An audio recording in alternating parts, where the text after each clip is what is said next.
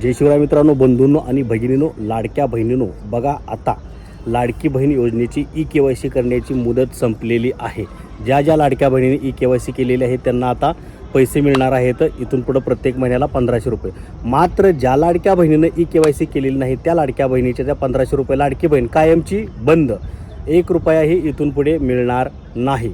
त्याच्यामध्ये आता बघा, ज्या लाडक्या बहिणीने ई-KYC दुरुस्ती म्हणजे केली होती, मात्र दुरुस्ती त्यांना काय करायची होती, ते दुरुस्ती करण्याची शेवटची मुदत होती 30 एप्रिल. 30 एप्रिलपर्यंत ज्या लाडक्या बहिणींनी ई-KYC दुरुस्ती केली त्यांना पैसे मिळणार आहेत. त्याच्यामध्ये तांत्रिक अडचणीमुळे जे काय ज्यांची ई-KYC राहिलेली आहे त्यांना नंतर ई-KYC करण्याची मुदत मिळणार की नाही या संदर्भात अद्याप अजून काही घोषणा झालेली नाही. सविस्तर माहिती पुढं आलेली नाही. सध्या ई-KYC बंद आहे. मात्र सुरुवातीची जी डेडलाईन होती त्या डेडलाईनपर्यंत ज्या लाडक्या बहिणींनी ई-KYC केलेली नाही त्या लाडक्या बहिणींना आता महिन्याचे 1500 रुपये आणि भविष्यात जर सुरू होणारे आहे ते 21 रुपये, ते आता त्याच्यावर पाणी फिरलेलं आहे.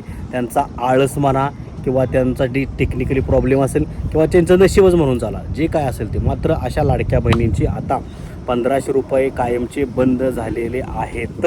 त्यांना आता सरकारी योजनेचा लाभ मिळणार नाही, लाडकी बहीण योजनेचा लाभ मिळणार नाही. दुसरीकडे असं आहे की ज्या लाडक्या बहिणींनी ज्या महिलांनी लाडकी बहीण योजनेमध्ये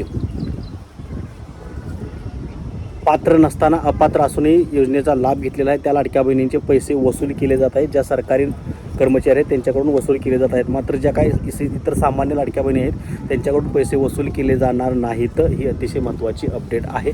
तर ज्या लाडक्या बहिणींनी आता ई-KYC पूर्ण केले त्यांचे 1500 रुपये कायमचे बंद झालेले आहेत. जय हिंद, जय महाराष्ट्र.